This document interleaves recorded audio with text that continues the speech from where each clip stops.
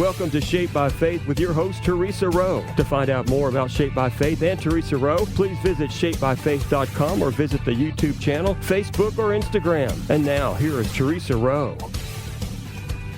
Welcome to Shaped by Faith, where we shape our bodies and hearts for God's purposes. I'm your host, Theresa Rowe. I have an amazing guest on the show today. Her name is Sylvia Beachy. She is the co-founder of Rescue the Fosters, and I cannot wait for you to find all about it, on what she does, why she does it. I know she established Rescue the Fosters, and it's a ministry that ensures foster youth have a stable, safe environment to grow and thrive. And so this organization also advocates for youth aging out of the system, and it supports families navigating the family juvenile court system to preserve and restore family bonds. How awesome is that? Welcome to Shaped by Faith, Sylvia. Thank you, Theresa. Thank you for having me here. I'm so excited to tell everyone about the foster system and what's really going on. Yes, I would love to hear it. Everyone wants to hear it. So before we get started with that, let's hear a little bit about you and your background and maybe what inspired you to go into social work.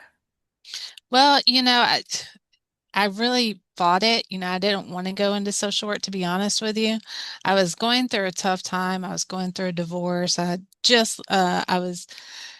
literally ended up at my mom's house, my whole life, it seems that whenever God puts us on a path, we have to get down to our lowest point, right? So Yes. I was, and I was married to an addict and I was trying to get help for him. And I was going to all these places, the Al-Anon groups, and everyone was telling me, we can't help you. We can't tell you what to do and all this stuff. And I ended up at my mom's house and I started mentoring one of a foster youth at a group home.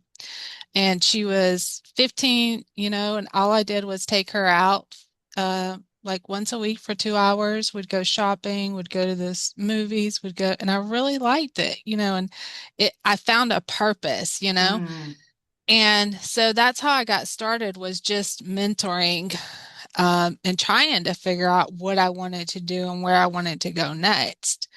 And that's literally how I got started. A position at the group home opened up, and I applied for it, and I took the position.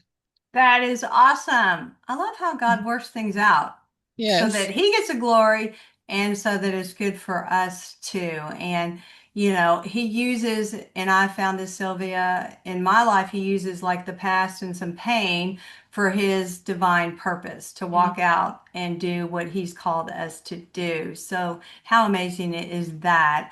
And I love that you took her out, that you just spent some time with her, and teenagers need that. I mean, they need someone to come alongside of them and to just listen to them. If you're just listening to them and do a few things. And I always say that shopping is a ministry. So that was great. You took her Yeah. shopping. Um, so how did your faith play a role in shaping your calling to serve children and families, especially those in the foster care system? What was your faith like? My faith has really been strengthened because working at the group home, I saw the dark side of foster care. And this is really what people don't understand. That people assume that a group home has good. I mean, I think they have good intentions, but you Hmm. have kids that are from all over. There's a lot of fights, there's a lot of stealing, there's a lot of suicidal ideations. It was a dark place. It was a really dark place. And that's where I also noticed that the children coming in were sexually abused, sex trafficked, and the majority of them were sexually abused and sex trafficked. And that's where I noticed that we had a problem. We Mm. had a problem in the US, that all these children were coming in, and I was actually battling with God, like, you're God, you can stop this, like, all you can do it, I mean, like, what's going on? So I was like fighting honestly with God during this process. And that's something that I've had to learn, is that God is he gives us free will. He does Mm, not, if he stopped it, we would not have free will, right? that's And right. and he gives everyone free will, including people that are evil, Mm, and they can continue to choose evil, but he gives them chance after chance after chance to do the right thing. So it's honestly been like really strengthening my faith because I've had to go down this journey of like fighting and then realizing and then like, okay, I can't do this without you, you know? that's right. It's hard when you're in a situation, Sylvia, and you see the wrong and the bad stuff, and like, what are you supposed to do about it? You know, you're one person, but obviously you did something about it, and God gave you a purpose in all of that because your eyes were supposed to see that, what Yeah. was going on. How long did you work there? I worked in a group home for 2 years. And so I worked in the group home for 2 years, and then they started bringing in more kids, and it was getting worse and worse and worse. And I was reporting what was going on. But here's Mm, the other thing that people don't realize. It's not reported as it happens because they cover it up a lot because if there's investigations, then the group home gets shut down, right? mm, So I was reporting stuff. I got a detective into the group home, and it was on a gang initiation where these girls almost killed another girl in her wow. sleep. You know, they tried to suffocate her in her sleep. And what happened was when I did that, they actually retaliated against me, because uh, I thought I was doing good by helping, Yes. reporting it, and they don't like that, right? And Yeah. it's not, it's covered up.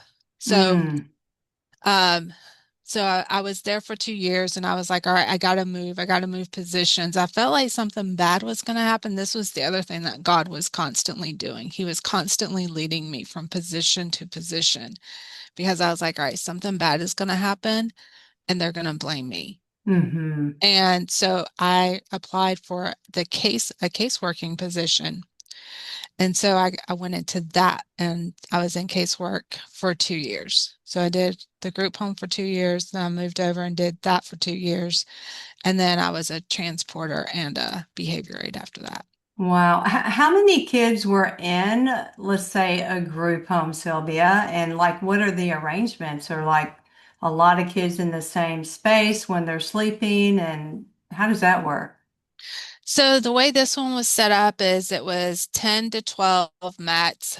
You had two staff members, and then you had like two sections, and then they do share rooms. So you have two girls in one room, two girls in another room, but they crisscross. So you have like, because they share a bathroom. So you'll have four girls that can literally go from rooms to rooms. So, and those doors are shut.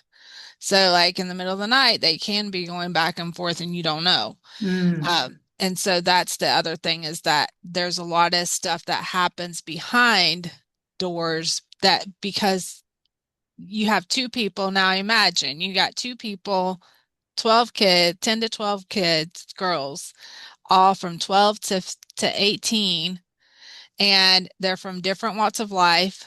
Um, they don't want to be there, mm. you and then the fighting, stealing, all kinds. It gets crazy. Yeah, that would be disheartening, if I could use a word for it. Did you actually stay over when you worked there? Did you spend the night and stay there? Yeah, so my shift was a 72-hour shift. So I would arrive on Friday at Mm-hmm. 3 and leave at Monday at 3. So I actually liked that because I got to know the girls really well. So Yeah. I got to see them grow. I got to, like watch everything. So I really liked that, but that also meant some of those 72-hour shifts could be really long. Oh, I bet they could be. But how sad for the kids too to be in an environment like that and to feel like your life could be threatened. I mean, I don't think I could survive something like that as a 15-year-old, you know? that would kind of scar you. Sylvia, you have really enlightened my eyes about the foster care system, especially the group home, where you worked for a period of time. You described the system as one that often profits off the removal of children. So that's pretty bold statement, but I want to hear all about it. Can you explain what you mean by that?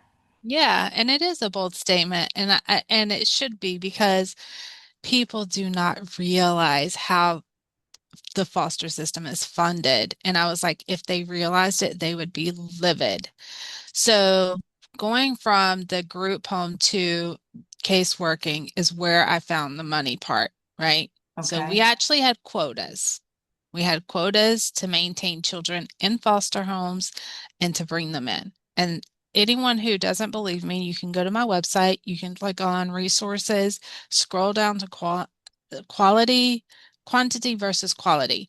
And this was because I wrote an email to the director and CEO saying that we needed to focus on the quality of care instead of the quantity of children that came in, Mm-hmm. because we were pressured to bring in children, and it was such a pressure that we were threatened our jobs if we did not bring them in.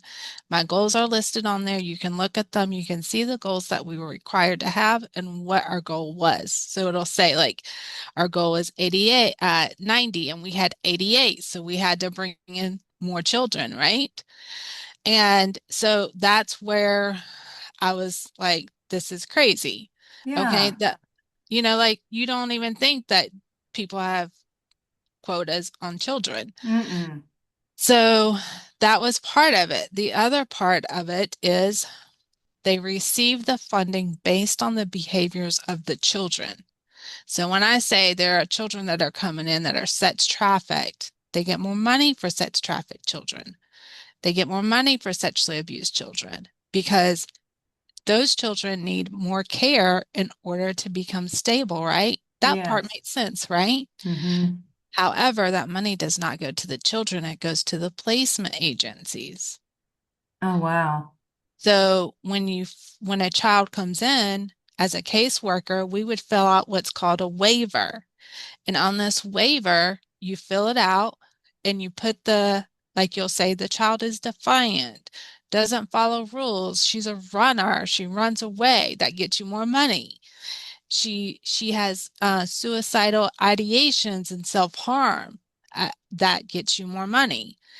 The child is on psychotropic medication, gets you more money. The child has medical conditions, autistic, gets you more money.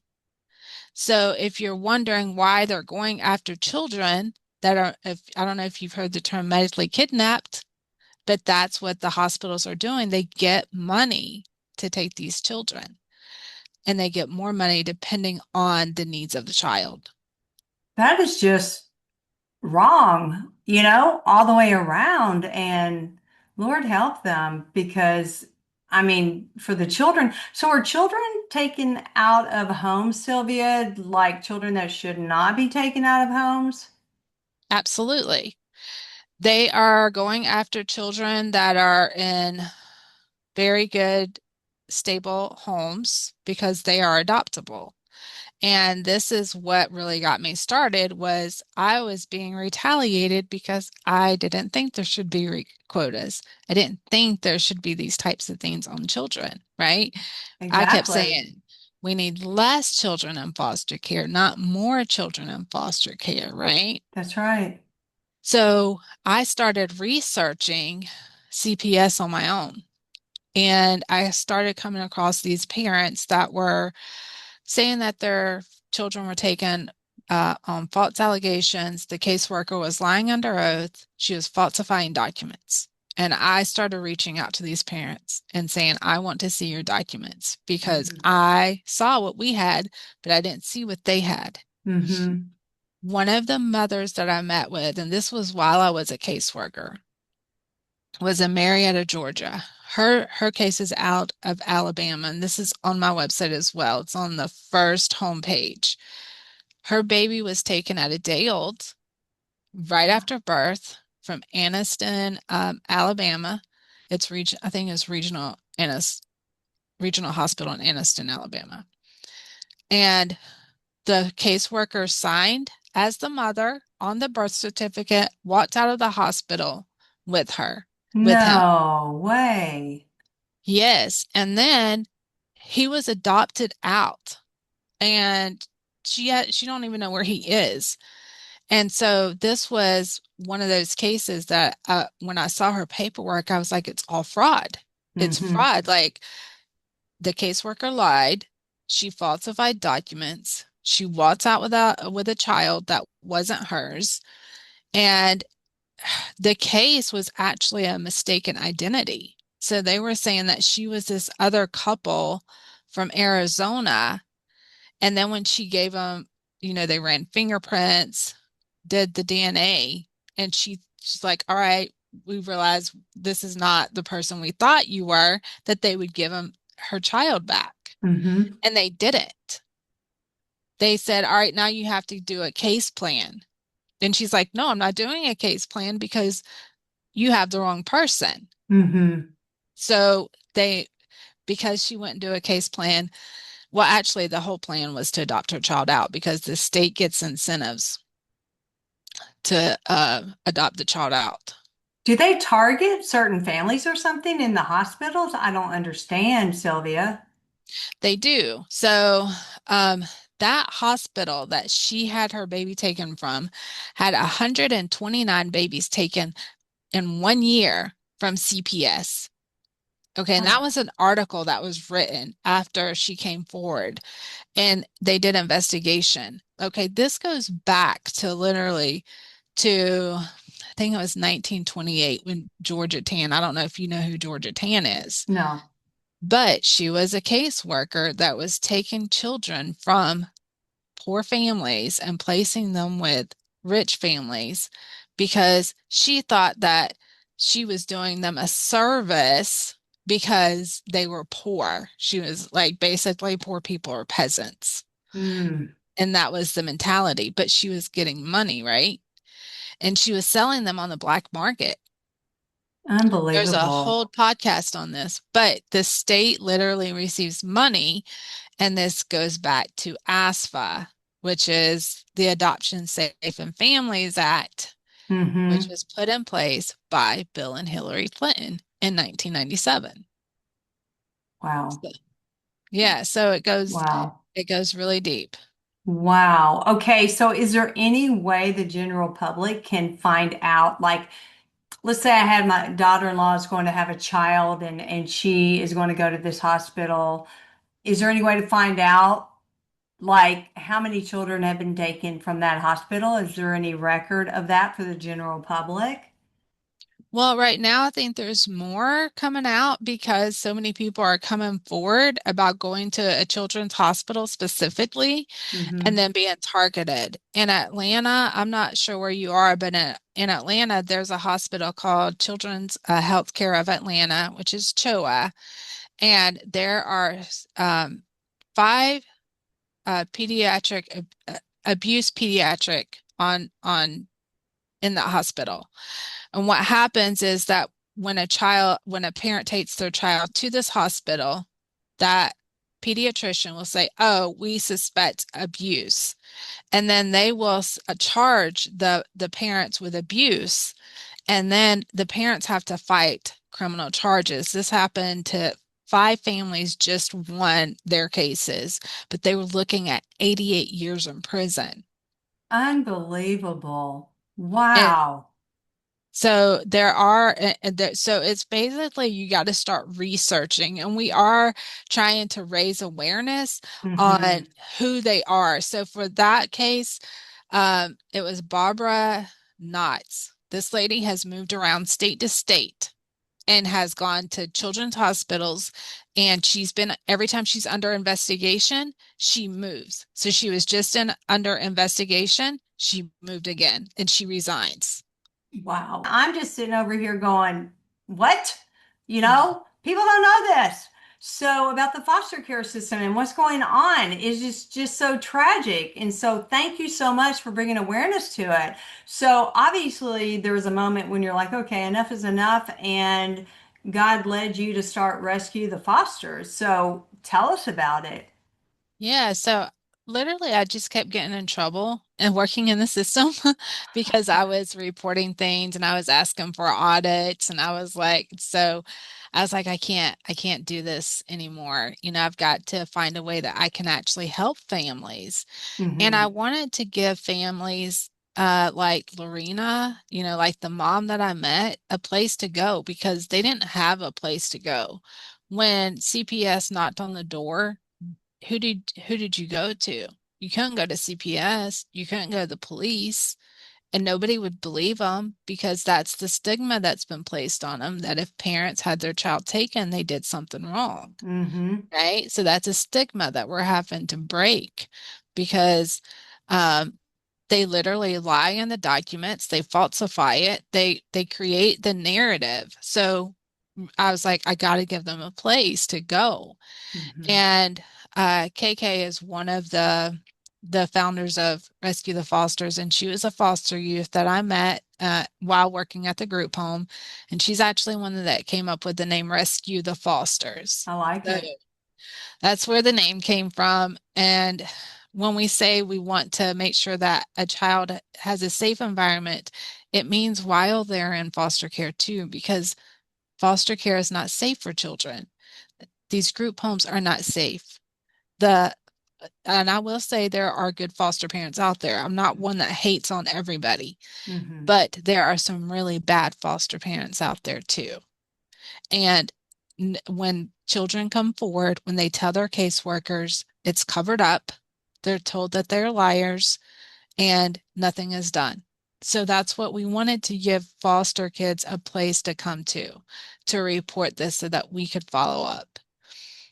So that's another way that was kind of the idea behind it. So, so your organization, help me understand this better, Sylvia. Your organization helps the kids, the foster kids, to report situations and what happens from there. Like they don't come and stay with you guys, right? No, we cannot just go get kids if they call us or anything like that. And Okay. foster kids don't know that we're here, but they can they can reach out and we can get in touch with the caseworkers. We can find out, we can make them follow up. We can file, reports. There are quite a few foster kids that I'm advocating through their parents. And Hmm. it's been really difficult because they do cover it. And whenever the kids say abuse in the foster homes, they cover it up. That's unbelievable. That's the only word I can keep coming up with. I mean, I need to come up with a different word, but it really is. So your organization, does it help the families like with the support them in when they take, the case to court? Yep. We also go to court with them. So this is something that the average person can do. We actually need courtroom watchers. That's basically where you just go sit and listen. You don't do Hmm. anything. You don't yell at them. It's peaceful, Hmm. but criminals are less likely to commit crimes if people are watching, right? True. So That's that's true. kind of our goal. How can churches, Sylvia, and like Christian families step in to support vulnerable children without like contributing, to the cycle of unnecessary removals? I mean, how can we help? I mean, I'm sitting here listening to you share this heart-wrenching story, and I'm like, I want to do something. I don't know what I can do. Well, actually, there's so much you can do, and I will tell you, prayer is one thing that, like, I cannot do it without a prayer team. We have Mm, a prayer team, we have intercessors the time.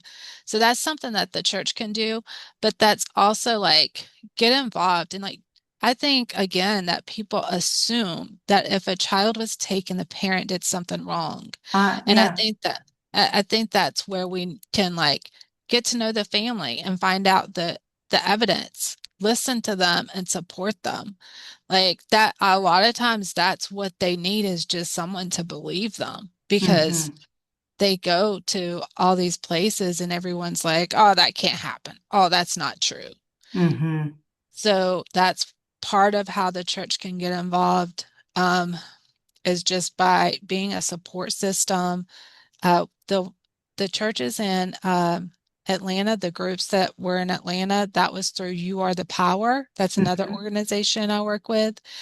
And it was the churches that went to court with them, the pastors and stuff like that. So when you show that you have your pastor and your church behind you, it really does say something to the judge too. That is true. And we can definitely pray. That is true.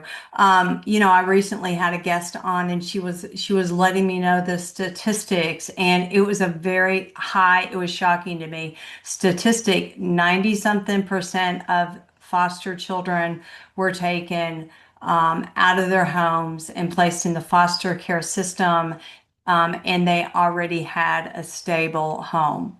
I mean, Yeah. how in the world does that even happen? I mean, we need to revisit this, Sylvia, because I feel like I didn't give you enough time.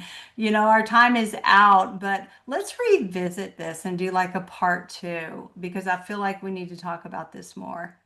Well, thank you so much. I appreciate it. Absolutely. And thank you. Thank you for listening. I'm Theresa Rowe. Everyone have a blessed day. Bye. Thank you for listening to Shaped by Faith with Theresa Rowe. Remember to visit shapedbyfaith.com to find out more about workouts, the TV show, podcasts, blogs, Shaped by Faith products, and much more.